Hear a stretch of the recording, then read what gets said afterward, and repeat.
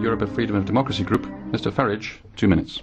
Well, Mr Barroso, I enjoyed your view of the world today, but it was perhaps rather more ironic than you had intended. You talked about the events in Egypt and elsewhere, saying, isn't it wonderful that people are rising up seeking democracy? I would remind you that democracy is a method whereby you vote for people who govern you, and then if you don't like what they do, you can get rid of them, turf them out and put somebody else in. But it was ironic because then your next sentence was, and that is why in Europe, facing the euro crisis, we must reinforce the community method. Now, for the public watching in on this, which increasingly they do, the community method means that laws are proposed in secret by unelected bureaucrats, people like you. Oh yes, I know, the European Parliament voted for you, but you were the only candidate that was offered to us. That isn't democracy. So you are saying on the one hand democracy is good, but on the other, in Europe we cannot have it, and that was reinforced. Mr Verhofstadt, who comes from Belgium, who thinks all nation states should be abolished, well perhaps his own will be very shortly, is saying we want an economic union. Nobody has voted for it. Nobody has been asked whether they want it. You may vote for it, but the peoples of Europe have not voted for it. Now what you should be discussing at your summit on Friday is Portugal, because after the bailouts in Greece and Ireland, it is pretty obvious the markets are sending you all a message. Come in, number 3, your time is up. Portuguese bond yields on Monday hit 7.6%. You know that yourself. It was only at 7%, of course, when it got there that Ireland had to be bailed out. We have also got, in April, a massive rollover of Portuguese debt, another 20 billion that has to be rolled over. Remind ourselves, in the last 6 months, 80% of Portuguese debt was brought up, purchased by the European Central Bank. We cannot go on, as a European Union, buying our own debt. If we do, the next debt crisis will not be a country, but it will be a debt crisis of the European Central Bank itself. Herzlichen Dank. Thank you, Mr. Farage.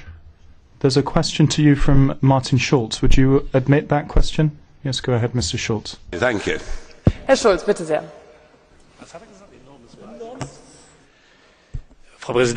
Madam President, thank you very much. Perhaps you don't know this, but I have a question to you, because you are continually talking about Belgium as a non-existent state, as you said to Mr Van Rompuy and Mr Verhofstadt here. Do you know on what basis the Belgian state was founded? I am pleased you asked me that.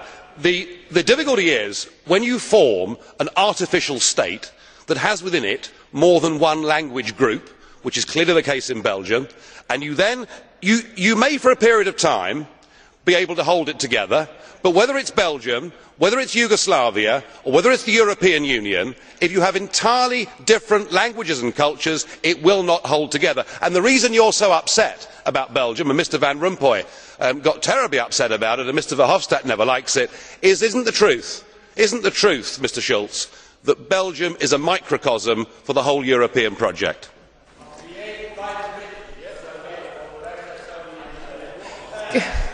So, es gibt eine weitere Nachfrage und noch eine Frage von Herrn De Rossa. Auch noch. There's a further question and a question from Mr De Rossa.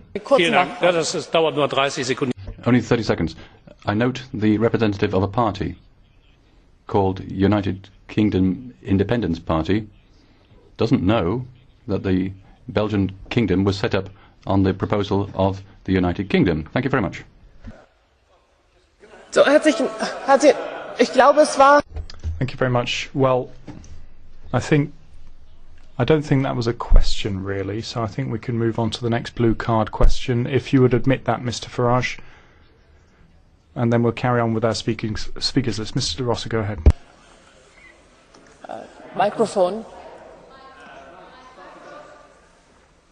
I hope Mr Farage is not offended by a question from a citizen of the Irish Republic. Could I ask him what is the basis of the United Kingdom? I understand it consists of the nations of the English, the Scottish, the Welsh and the Northern Irish. Is this not a union of nations? A very proud one, I might add. Herr Farage, bitte sehr. Go ahead, sir. By the way, Mr Schulz, you are quite right. Belgium was a British invention and a British mistake. We have made many over the years. We have got some things right and some things wrong, just as your country, Germany. Germany's history has not been whiter than white. I think you might agree. You are quite right. I mean, actually, holding together the United Kingdom has been something that has been deeply troubling, and indeed Ireland went its own way back in, was it 1921, I think, when independence for Ireland was established. You are right, it is very difficult to hold together different cultures. I do think that the union of England, Scotland, Wales and Northern Ireland at the moment works because it has consent. If it did not have consent, then there would be popular calls for referendums and those nations would be able to break away. But my point to you, sir, is that in this European Union, nobody is being given that opportunity. Herzlichen Dank. Thank you very much.